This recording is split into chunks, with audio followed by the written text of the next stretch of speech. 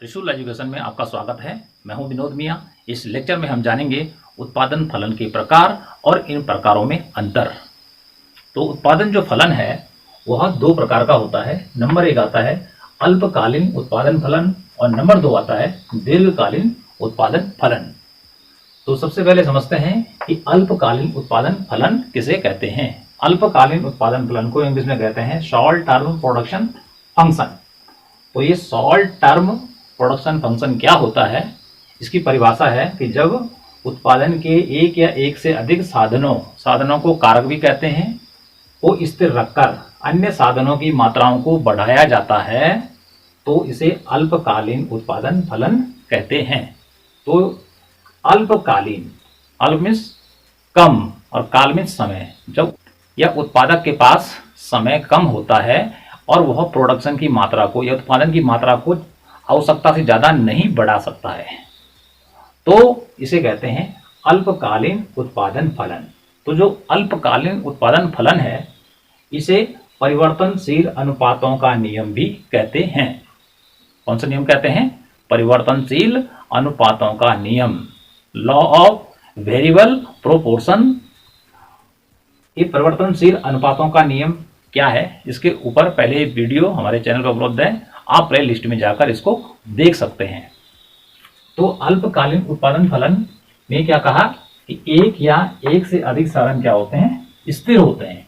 तो देखिए स्थिर साधन क्या है कि माना भूमि है स्थिर साधन, ठीक है, और भूमि हो गया 1 एकड़, ठीक है, ये हो गया। और यहाँ पे यदि श्रम और पूंजी की मात्राओं को बढ़ाया जाता है, क्योंकि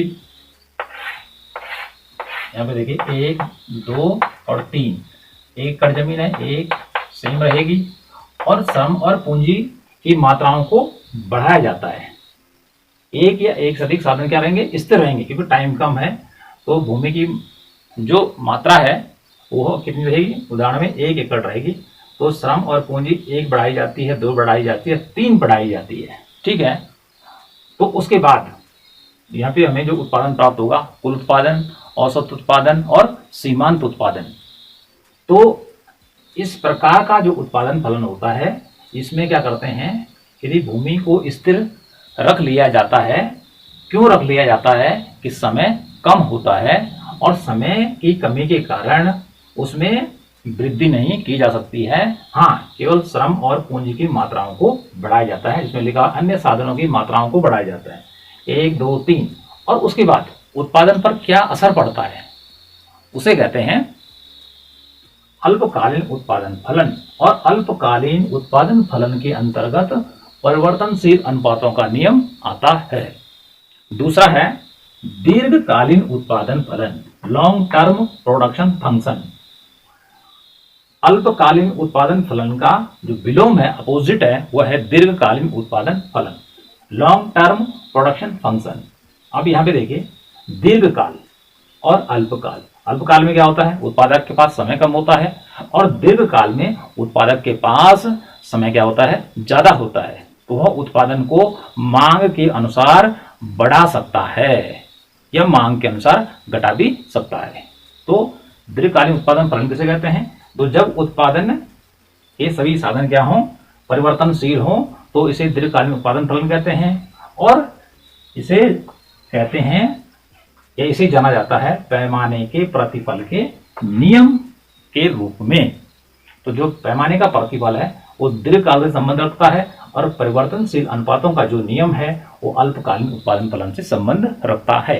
तो दीर्घकाल में क्या होता है कि समय उत्पादक के पास बहुत ज्यादा होता है और जितनी डिमांड है अर्थव्यवस्था में, इकोनॉमी में जितनी डिमांड है किसी वस्तु की, वो उसकी पूर्ति को उस स्तर तक बढ़ा सकता है, ठीक है।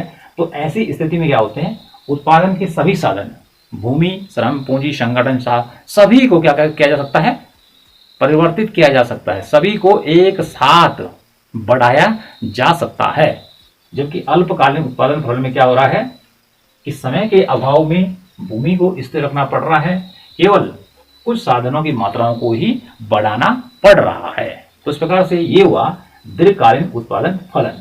उत्पादन फलन के प्रकार के बाद अब आता है कि उत्पादन फलन में अंतर, जिसको कि हम डिफरेंस कहते हैं इंग्लिश में। तो जो अल्पकालीन उत्पादन फलन है और दीर्घकालीन उत्पादन फलन है, इसमें क्या क्या अंतर है, तो इसको अंतर को जानते हैं। पहले कॉलम में लिखा हुआ है अल्पकालीन उत्पादन फलन और दूसरे में लिखा हुआ है दीर्घकालीन उत्पादन फलन।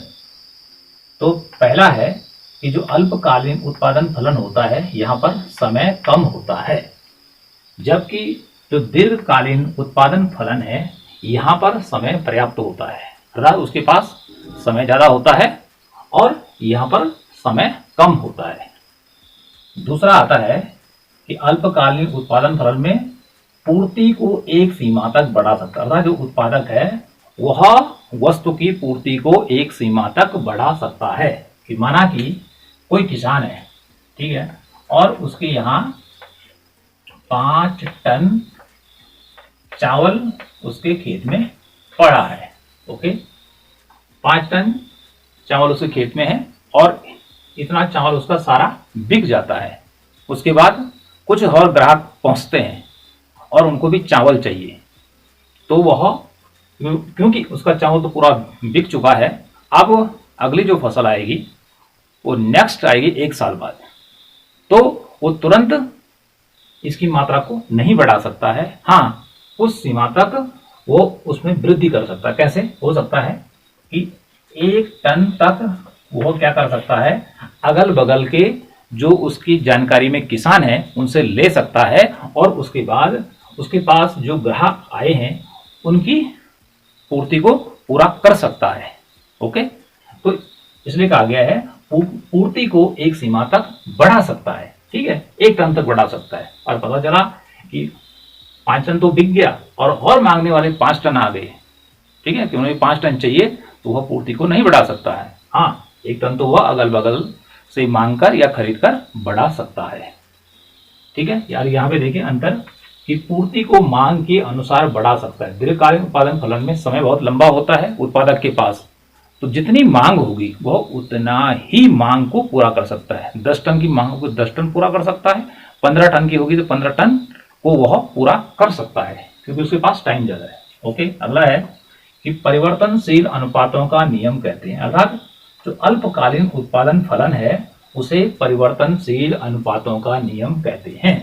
प्रश्न आता है कि परिवर्तनशील अनुपातों का नियम किसे कहते हैं, तो आंसर आएगा अल्पकालीन उत्पादन फलन। इसका उल्टा क्या होता है कि दीर्घकालीन उत्पादन फलन को पैमाने के प्रतिफल के नियम के नाम से जाना जाता है।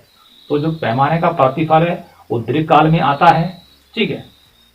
अगला आता है चौथा कि वास्तविक है, इसे देखा जा सकता है, अर्थात जो अल्पकालीन उत्पादन फलन है यह वास्तविक है, ठीक है, वास्तविक है और इसे देखा जा सकता है परिवर्तनशील अनुपातों के नियम के द्वारा। जबकि जो दीर्घकालीन उत्पादन फलन एक काल्पनिक है, ठीक है, जो लंबा समय होता है। दीर्घकाल किसी ने देखा, किसी ने कहा कि दीर्घकाल में तो सब लोग क्या हो जाएंगे, मर जाएंगे।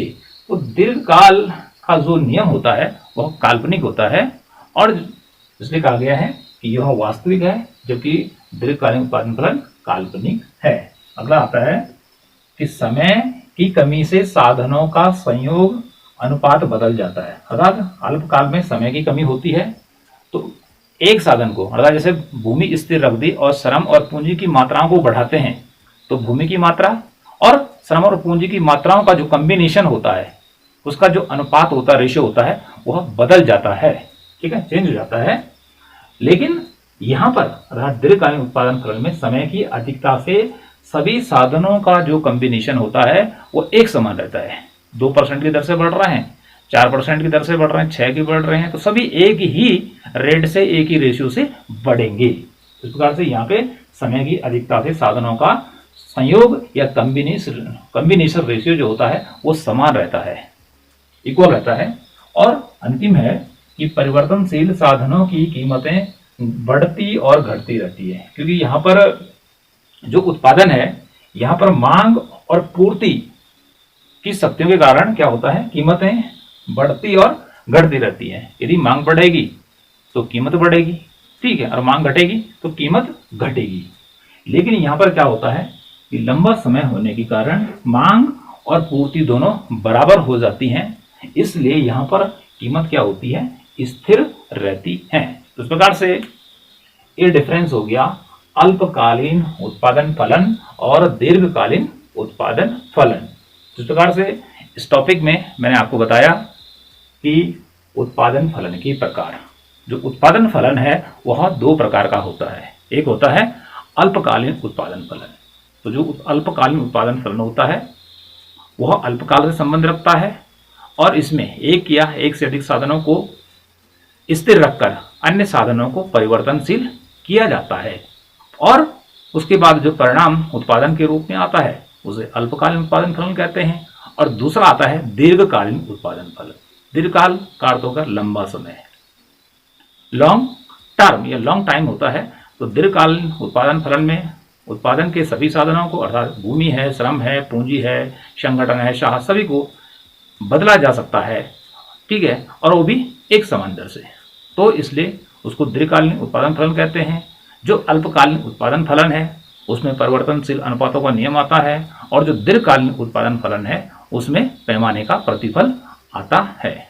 और उसके बाद मैंने आपको यहाँ बताया कि जो अल्पकालीन उत्पादन फलन है और जो दीर्घकालीन उत्पादन फलन है इनमें क्या अंतर होता है।